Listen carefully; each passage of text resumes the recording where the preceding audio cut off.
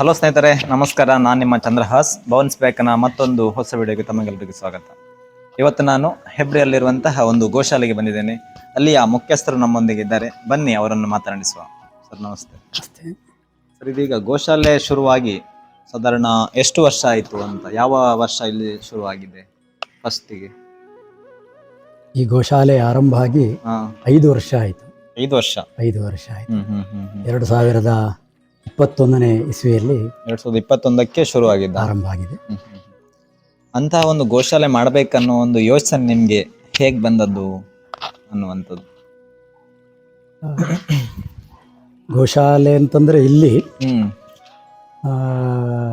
ಪೇಜಾವರ ಮಠದ ನೀಲಾವರದಲ್ಲಿ ಗೋಶಾಲೆ ಬಹಳ 25 ವರ್ಷಗಳ ಹಿಂದಿನಿಂದ ಅಲ್ಲಿ ಆರಂಭ ಆಗಿದೆ.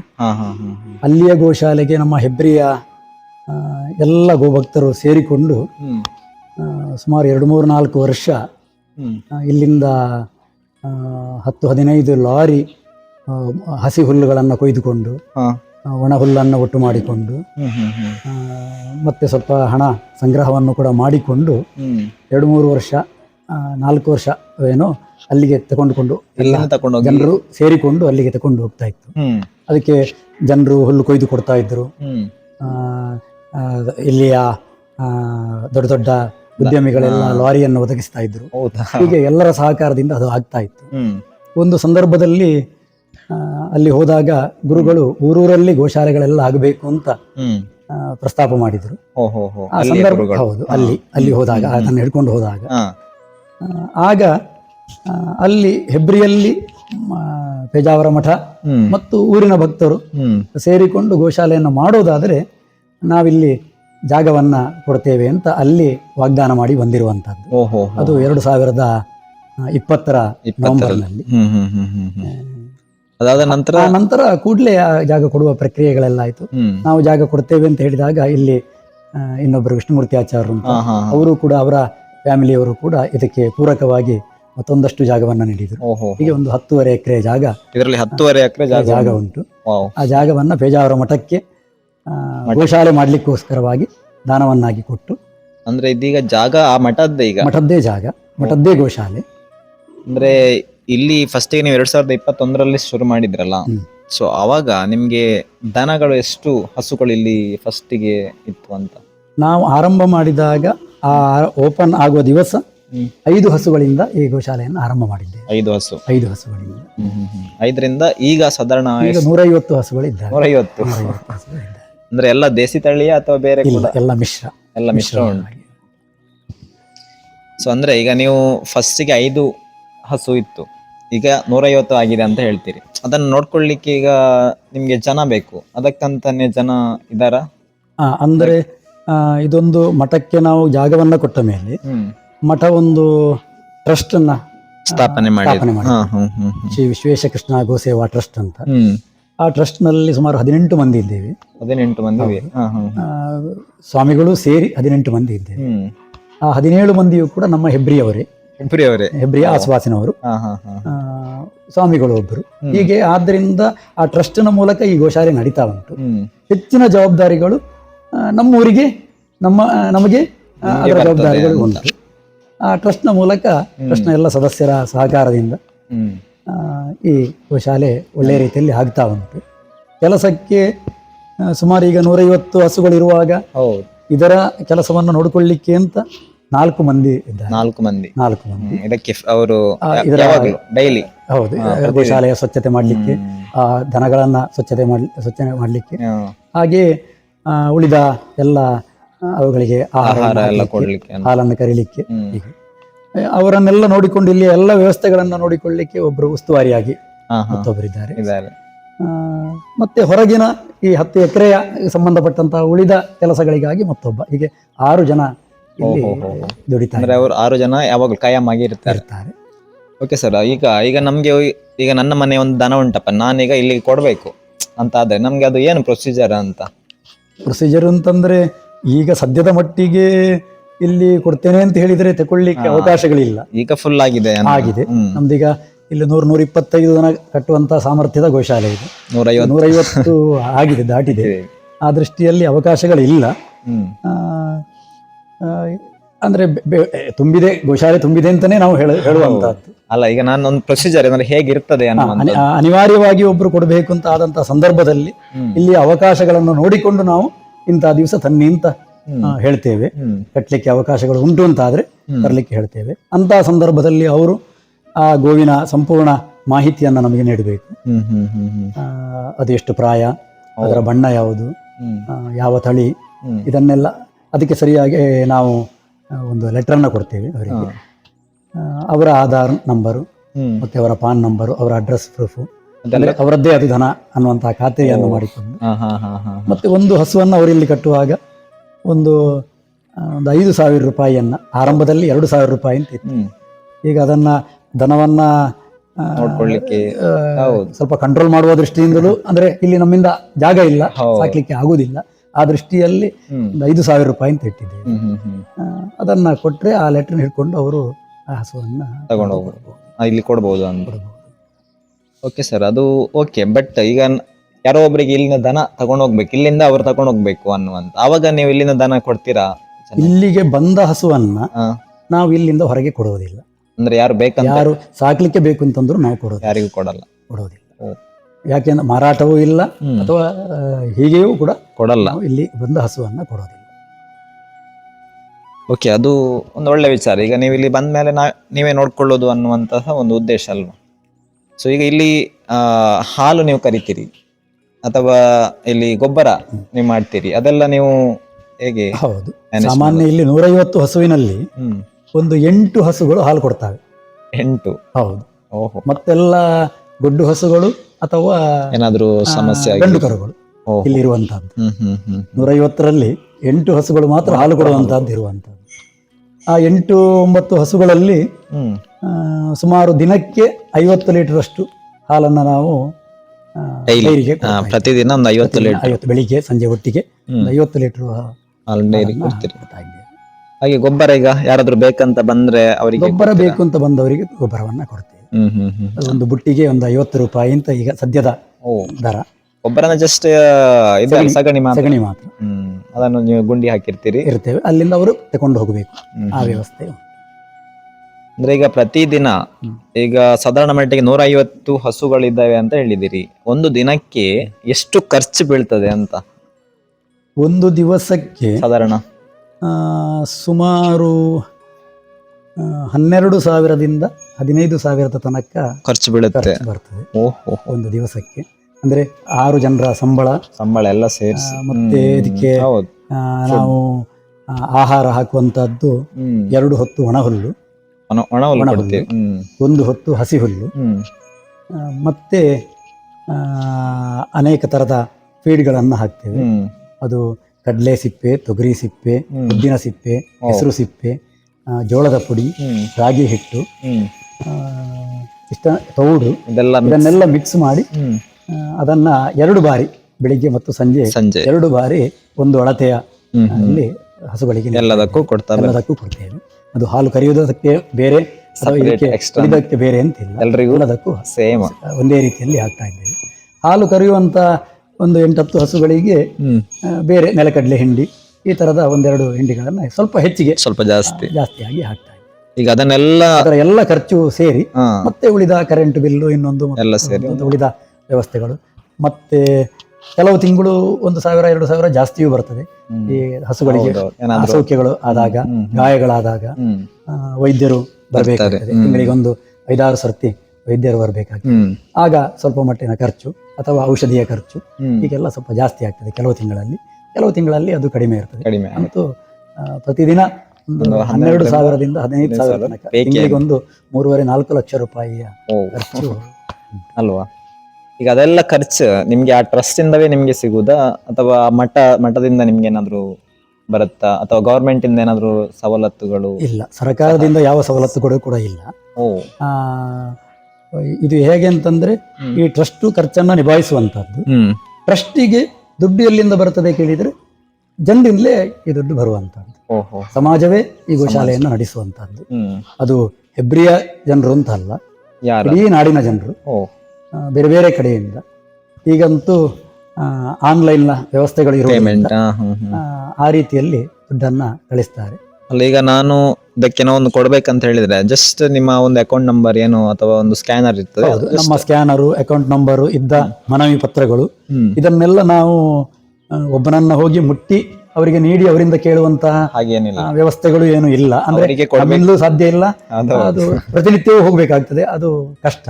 ಅದು ಹೌದು. ನಾವು ವಾಟ್ಸಪ್ ಮೂಲಕ ಇಷ್ಟೊತ್ತು ಅದನ್ನ ಹೊರಗೆ ಪ್ರಚಾರ ಮಾಡಿ ಹೌದೌದು. ಅವರು ದುಡ್ಡನ್ನು ಆನ್ಲೈನ್ ಮೂಲಕವೇ ಕಳಿಸಿ ನಮಗೆ ವಾಟ್ಸಪ್ ಅಲ್ಲಿ ಅದರ ವಿವರಗಳನ್ನ ನೀಡ್ತಾರೆ. ಕಳಿಸ್ತಾರೆ. ವಾಟ್ಸಪ್ ಅಲ್ಲಿ ಅವರಿಗೆ ನಾವು ರಶೀದಿಯನ್ನ ಮುಟ್ಟಿಸುವಂತ ವ್ಯವಸ್ಥೆಯನ್ನು ಮಾಡ್ತೇವೆ. ಅದರಿಂದಲೇ ಅದು ಇದು ಪೇಜಾವರ ಮಠದ ಗೋಶಾಲೆ ಅನ್ನುವ ದೃಷ್ಟಿಯಿಂದ ಪೇಜಾವರ ಮಠದ ಅಭಿಮಾನಿಗಳು, ವಿಶ್ವೇಶತೀರ್ಥರ ಅಭಿಮಾನಿಗಳು, ಈಗಿನ ಪೀಠಾಧಿಪತಿಗಳು ವಿಶ್ವಪ್ರಸನ್ನ ತೀರ್ಥರ ಅಭಿಮಾನಿಗಳು, ಇನ್ನು ಗೋಭಕ್ತರು, ನಾಡಿನ ಎಲ್ಲ ಜನರು, ಹೆಬ್ರಿಯ ಆಸುಪಾಸಿನ ಜನರು ಕೂಡ ಎಲ್ಲರೂ ಕೂಡ ಇದರಲ್ಲಿ ಕೈ ಜೋಡಿಸುವುದರಿಂದ ಈವರೆಗೆ ಒಳ್ಳೆಯ ರೀತಿಯಲ್ಲಿ ನಡೀತಾ ಉಂಟು. ಆರ್ಥಿಕ ಸಮಸ್ಯೆಗಳು ಇಲ್ಲದೆ ಇದು ನಡೀತಾ ಉಂಟು. ಆದ್ರೆ ಇದು ನಿರಂತರವಾಗಿ ನಡಿಬೇಕಾದ್ರೆ ಜನರ ಸಹಕಾರ ಯಾವತ್ತೂ ಕೂಡ ನಿರಂತರವೂ ಬೇಕು. ಅದು ಹೌದು. ಈಗ ಒಂದು ದನವನ್ನು ಈಗ ಮನೆಯಲ್ಲಿ ಒಂದ್ 2-3 ದನ ಸಾಕ್ಲಿಕ್ಕೆ ಕಷ್ಟ ಉಂಟು ಅಲ್ವಾ, ಅವರು ಆಗದೆ ಇಲ್ಲಿಗೆ ಹೆಚ್ಚಿನವರು ಕೊಡ್ತಾರೆ, ಮನೆಯಲ್ಲಿ ನೋಡ್ಕೊಳ್ಳಿಕ್ಕೆ ಆಗಲ್ಲ ಅನ್ನುವಂಥ. ಬಟ್ ಇಲ್ಲಿ 150 ದನ ಇದ್ದಾರೆ ಅಂತ ಹೇಳಿದ್ರೆ ಅದನ್ನು ನೋಡ್ಕೊಳ್ಳಿಕ್ಕೆ ಅಷ್ಟು ಸುಲಭವಿಲ್ಲಲ್ಲ. ಮತ್ತೆ ನೀವು ಇಲ್ಲೇ ಈ ದನಗಳಿಗೆ ಏನು ಹುಲ್ಲು, ಹಸಿ ಹುಲ್ಲು ಹಾಕ್ತೀರಾ ಅಂತ ಹೇಳಿದ್ರಲ್ಲ, ಇಲ್ಲೇ ನೀವು ಬೆಳೆಸ್ತೀರಾ ಅಥವಾ ಬೇರೆ ಕಡೆ ಎಲ್ಲ ತರುದಾ? ಇಲ್ಲ, ಇಲ್ಲಿ ಒಂದು 2.5 ಎಕರೆ ಜಾಗದಲ್ಲಿ ಹಸಿ ಹುಲ್ಲನ್ನು ನಾವು ಬೆಳೆಸಿದ್ದೇವೆ. ನೀವೇ ಬೆಳೆಸಿದ್ದೀರಿ? ಹೌದು. ಅದನ್ನ ದಿನಕ್ಕೆ ಎಷ್ಟು ಸಾಧ್ಯ ಉಂಟು ಅಷ್ಟು ತಂದು ದಿನದ ಒಂದು ಹೊತ್ತಿನ ದಿನಕ್ಕೆ ಒಂದು ಹೊತ್ತಿಗೆ ಹಸಿ ಹುಲ್ಲನ್ನು ಹಾಕ್ತಾ ಇದ್ದೇವೆ. ಮಳೆಗಾಲದ ಸಂದರ್ಭದಲ್ಲಿ ಕೆಲವು ಸಂಘಟನೆಯ ಕಾರ್ಯಕರ್ತರೆಲ್ಲ ಸೇರಿಕೊಂಡು ಅಪರೂಪದಲ್ಲಿ ಒಂದೊಂದು ದಿವಸ ಇಲ್ಲಿಗೆ ಹಸಿ ಹುಲ್ಲನ್ನ ತಂದು ಕೊಡುವಂತ ವ್ಯವಸ್ಥೆಯನ್ನು ಕೂಡ ಮಾಡ್ತಾರೆ. ಕಾರ್ಕಳದಿಂದ ಕೆಲವು ಸಂಘಟನೆಯವರು, ಹೌದು, ಹೆಬ್ರಿಯ ಕೆಲವು ಸಂಘಟನೆಯವರು ಅದನ್ನು ಕೂಡ ಮಾಡ್ತಾರೆ ಮಳೆಗಾಲದ ಸಂದರ್ಭದಲ್ಲಿ. ಓಕೆ, ಅದು ಒಂದು ಈಗ ಸಮಾಜದಿಂದ ಇಲ್ಲಿಗೆ ಏನು ಕೊಡುಗೆ ಕೊಡ್ತಾರೆ, ಸೊ ಅದರಿಂದ ಇಷ್ಟೆಲ್ಲ ದನಗಳನ್ನು ನೀವು ನೋಡ್ಕೊಳ್ತೀವಿ ಚೆನ್ನಾಗಿ. ನಿಮ್ಗೆ ಇದರಲ್ಲಿ ತುಂಬಾ ಖುಷಿ ಇದೆಯಾ ಯಾವಾಗ್ಲೂ, ಅಥವಾ ನಿಮ್ಗೆ ಇದು ಒಮ್ಮೆ ಇದು ಬೇಡ, ಇದು ನಮ್ಗೆ ಇದು ಆಗದ ಮಾತು, ಆ ರೀತಿ ಏನಾದ್ರು ಯೋಚನೆ ಬಂದಿತ್ತಾ, ಅಥವಾ ನಿಮ್ಗೆ ಅದರಲ್ಲಿ ತುಂಬಾ ಖುಷಿಯೇನ ಯಾವಾಗ್ಲೂ? ಯಾವುದೇ ಕೆಲಸದಲ್ಲಿ ಕಷ್ಟವೂ ಉಂಟು, ಹೌದು, ಖುಷಿ ಇಷ್ಟವೂ ಉಂಟು. ಅದು ಹೌದು. ಯಾಕೆ ಅಂತಂದ್ರೆ ಒಂದು ಸಂದರ್ಭದಲ್ಲಿ ಒಂದು ದಿವಸ ಅದು ಕಷ್ಟ ಅಂತ ಅನ್ನಿಸ್ತದೆ, ಇನ್ನೊಂದು ಸಂದರ್ಭದಲ್ಲಿ ಅದು ಇಷ್ಟ ಅಂತಾನು ಕೂಡ ಅನ್ನಿಸ್ತದೆ ಎಲ್ಲಾ ಕೆಲಸಗಳಲ್ಲಿ. ಅದು ಹೌದು ಸರ್. ಹಾಗೆ ಇದು ಕೂಡ ಅನೇಕ ತೊಂದರೆಗಳು, ಕಷ್ಟಗಳು, ಇಷ್ಟೊಂದು ದೊಡ್ಡ ವ್ಯವಸ್ಥೆಯಲ್ಲಿ ಅದು ಬರತಕ್ಕಂಥದ್ದು ಸ್ವಾಭಾವಿಕ. ಆದರೆ ಅಂತಹ ಕಷ್ಟಗಳು ಬಂದಾಗಲೂ ಕೂಡ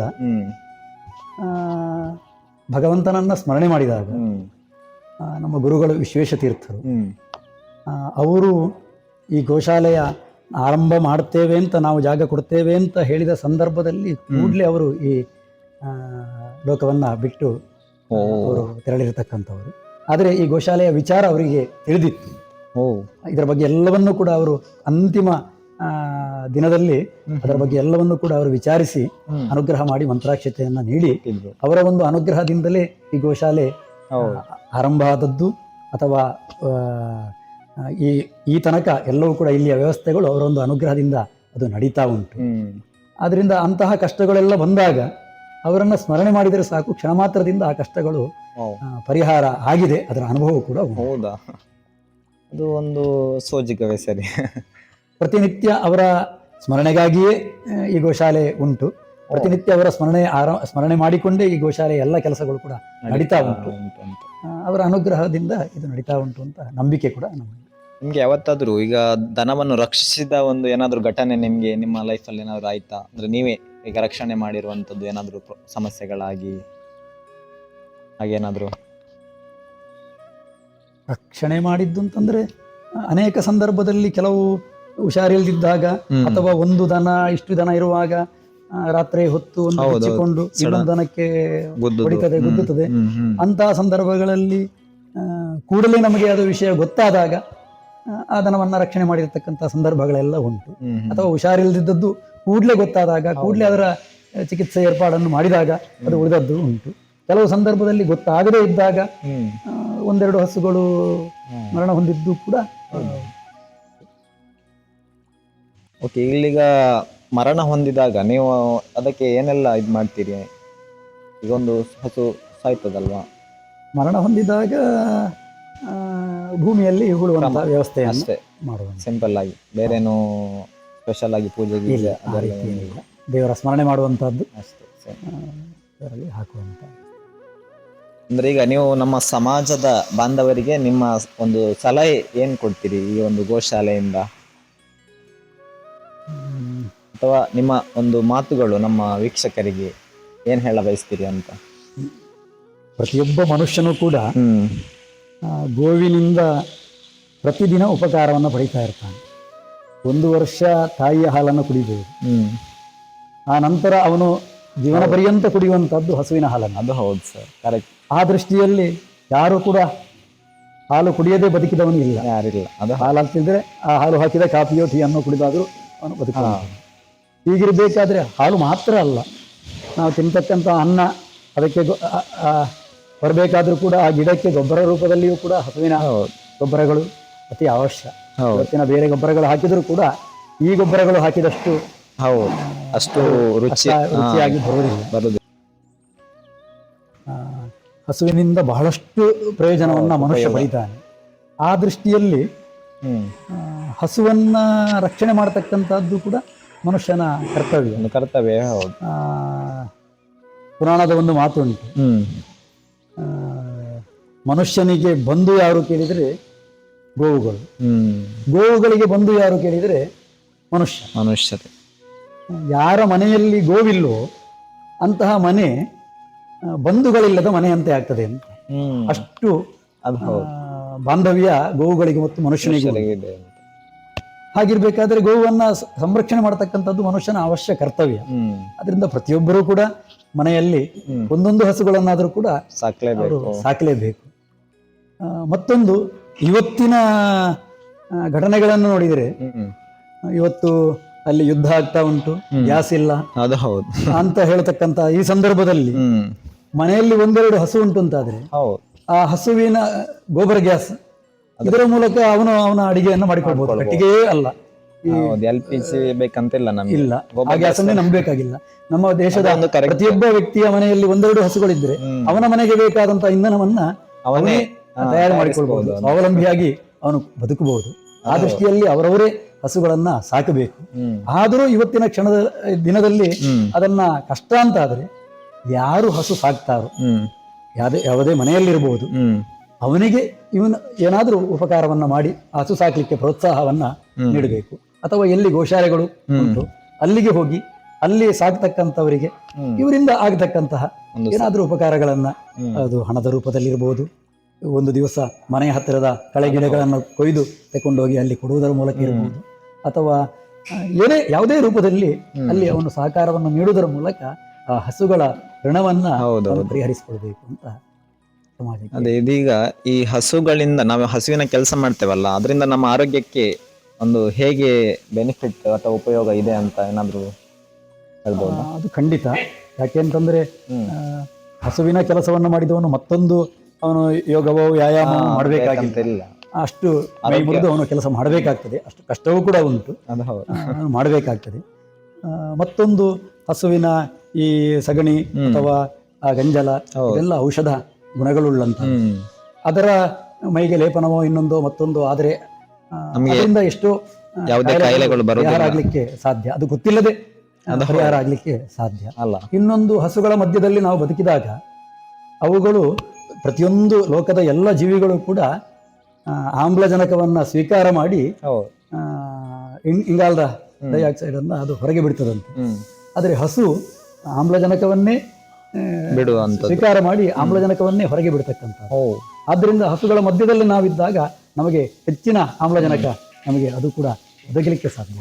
ಆ ದೃಷ್ಟಿಯಲ್ಲಿ ಹಸುವಿನ ಜೊತೆಗೆ ಬದುಕುವಂತಹದ್ದು ಕೃಷ್ಣನ ಮಾತು ಕೂಡ, ಗವಾಂ ಮಧ್ಯೆ ವಸಾಮ್ಯ ಅಂತ ಅಲ್ಲ, ಗೋವುಗಳ ಮಧ್ಯದಲ್ಲಿ ನಾನು ವಾಸ ಮಾಡ್ತೇನೆ ಮಾತು ಕೂಡ. ಆ ದೃಷ್ಟಿಯಲ್ಲಿ ಹಸುಗಳನ್ನ ಸಾಕಬೇಕು. ಹಸುವಿನಲ್ಲಿ 3 ಕೋಟಿಗಿಂತ ಹೆಚ್ಚಿನ ದೇವತೆಗಳು ಇದ್ದಾರೆ ಅಂತ ಹೇಳ್ತಾರೆ. ಇದ್ರ ಬಗ್ಗೆ ನಿಮ್ಗೆ ಏನು ಅನಿಸುತ್ತೆ ಸರ್? ಗೋವಿನಲ್ಲಿ ಕೃಷ್ಣನ ವಿಶೇಷ ಸನ್ನಿಧಾನ, ಭಗವಂತನ ವಿಶೇಷ ಸನ್ನಿಧಾನ ಇದ್ದೇ ಇದೆ. ಮತ್ತೆ ಕೊಂಬಿನಲ್ಲಿ ದೇವರು, ಕಣ್ಣಿನಲ್ಲಿ ಸೂರ್ಯಚಂದ್ರರು, ಬೇರೆ ಬೇರೆ ಅಂಗಗಳಲ್ಲಿ ಬೇರೆ ಬೇರೆ ದೇವತೆಗಳು, 4 ಮೊಲೆಗಳಲ್ಲಿ 4 ವೇದಗಳು, 4 ಸಾಗರಗಳು, ಹೀಗೆ ಒಂದೊಂದು ಅವಯವದಲ್ಲಿ ಒಂದೊಂದು ದೇವತೆಗಳು ಹೀಗೆಲ್ಲ ಇದ್ದಾರೆ. ಇನ್ನು ರೋಮಗಳು, ಆ ರೋಮಗಳಲ್ಲಿ 33 ಕೋಟಿ ದೇವತೆಗಳ ಆವಾಸ ಸ್ಥಾನ. ರೋಮಗಳು, ಅಷ್ಟು ರೋಮಗಳಿದ್ದಾವೆ. ರೋಮಗಳಲ್ಲಿ ಅಷ್ಟು ದೇವತೆಗಳು ಇರ್ತಾರೆ. ಇನ್ನು ಇಷ್ಟೆಲ್ಲ ದೇವತೆಗಳು ಇರ್ತಾರೆ ಗೋವಿನ ಅಂಗ ಅವಯವಗಳಲ್ಲಿ. ಲಕ್ಷ್ಮಿ ಎಲ್ಲಿರ್ತಾಳೆ ಕೇಳಿದ್ರೆ ಗೋಮಯದಲ್ಲಿ, ಗೋಮೂತ್ರದಲ್ಲಿ ಲಕ್ಷ್ಮಿ ಇರ್ತಾಳಂತೆ. ಇವತ್ತು ಗೋಮಯವನ್ನು ನೋಡಿದ್ರೆ ಅಸತ್ಯ ಪಡ್ತಕ್ಕಂಥವ್ರು ಇರ್ತಾರೆ, ಅವರು ಲಕ್ಷ್ಮಿಯನ್ನೇ ಅಸತ್ಯ ಪಡ್ತಾ ಆಗ್ತದೆ. ಎಲ್ಲಿ ಯಾರ ಮನೆಯಲ್ಲಿ ಗೋಮಯ ಇರ್ತದೋ, ಯಾರ ಮನೆಯಲ್ಲಿ ಗೋಮಯ ಸಾರಿಸಿ ರಂಗೋಲಿಯನ್ನೆಲ್ಲ ಹಾಕಿರ್ತಾರೆ, ಅಲ್ಲಿ ಲಕ್ಷ್ಮಿ ಯಾವತ್ತೂ ಕೂಡ ಇರ್ತಾಳೆ. ಅಂದ್ರೆ ಈಗ ಗೋಮಯ ಮತ್ತೆ ಗೋಮೂತ್ರ ಅದರಲ್ಲಿ ಲಕ್ಷ್ಮಿ ಇದೆ ಸನ್ನಿಧಾನ. ಅದಕ್ಕೆ ಈಗ ಒಂದು ಮನೆ ಈಗ ಓಪನಿಂಗ್ ಇದ್ರೆ ಅದರಲ್ಲಿ ದನ ಮತ್ತೆ ಒಂದು ಕರುವನ್ನು ಒಳಗೆ ತಕೊಂಡು ಹೋಗುವುದು ಅನ್ನುವಂಥದ್ದು. ಅಂದ್ರೆ ಯಾವುದೇ ಒಂದು ಅಲ್ಲಿ ದೋಷಗಳು ಅರಿಷ್ಟಗಳು ಏನಾದರೂ ಇದ್ರೂ ಕೂಡ ಎಲ್ಲವೂ ಕೂಡ ಪ್ರವೇಶ ಮಾಡಿದ ಮೇಲೆ ಅದೆಲ್ಲವೂ ಕೂಡ ನಿವಾರಣೆ ಆಗುತ್ತೆ. ಆಮೇಲೆ ನಾವು ಅಲ್ಲಿ ವಾಸವನ್ನ ಮಾಡಬೇಕು ಅಂತ ಮನೆ ಶುದ್ಧಿಯೂ ಆಗ್ತದೆ, ಮನೆಗೆ ರಕ್ಷೆಯೂ ಆಗ್ತದೆ.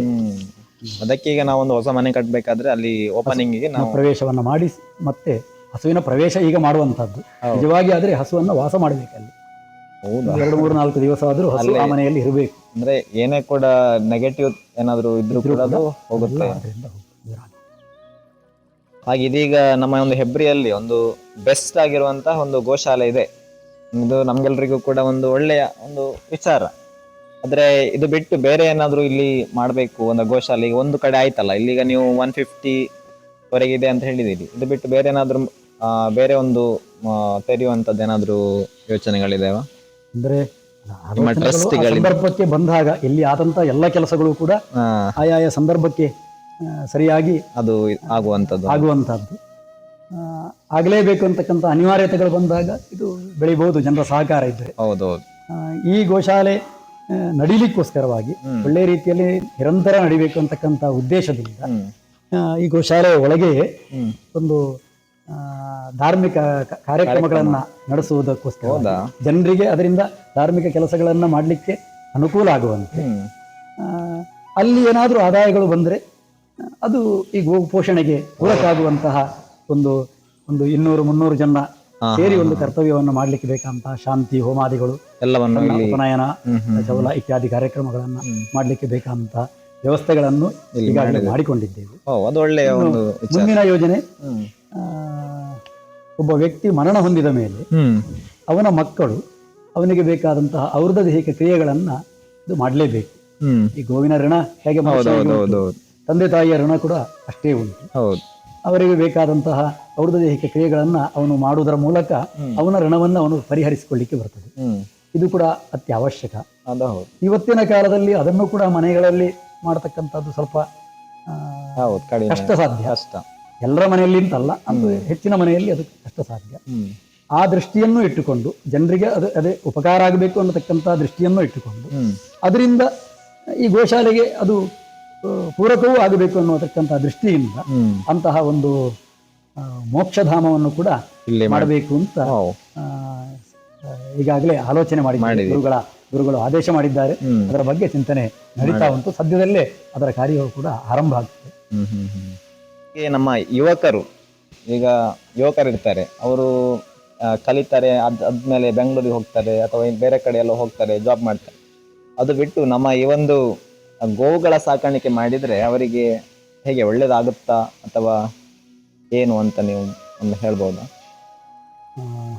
ಕೃಷಿಯನ್ನ ಮಾಡಿದ ವ್ಯಕ್ತಿ ಮತ್ತೆ ಗೋವುಗಳನ್ನು ಸಾಕಿದ ವ್ಯಕ್ತಿ ಯಾವತ್ತೂ ಕೂಡ ಅವನಿಗೆ ಮೋಸ ಇಲ್ಲ. ಖಂಡಿತವಾಗಿಯೂ ಒಂದಲ್ಲ ಒಂದು ದಿವಸ ಅಲ್ಲ, ಪ್ರತಿದಿನವೂ ಕೂಡ ಅವನ ಜೀವನ ಚೆನ್ನಾಗಿ ರೀತಿಯಲ್ಲಿ ಆಗ್ತದೆ. ಕಷ್ಟಗಳು ಉಂಟು, ಸುಲಭದಿಂದ ದುಡ್ಡು ಬರುವುದಿಲ್ಲ, ಕಷ್ಟ ಉಂಟು. ಮತ್ತೆ ಒಂದಷ್ಟು ಬೇಕು ಅಂತಕ್ಕಂಥ ಆಸೆ ಉಳ್ಳವನಿಗೆ ಅದು ಕಷ್ಟ. ಒಂದು ರೀತಿಯ ಅವನ ಜೀವನ ಹೋಗಲಿಕ್ಕೆ ಅದರಿಂದ ಕೊರತೆ ಖಂಡಿತವಾಗಿಯೂ ಇಲ್ಲ. ಖಂಡಿತವಾಗಿಯೂ ಅಂದ್ರೆ ಯಾವ ಒಬ್ಬ ಯುವಕರು ಕೂಡ ಇದನ್ನು ಮಾಡಬೇಕು ಖಂಡಿತವಾಗಿಯೂ.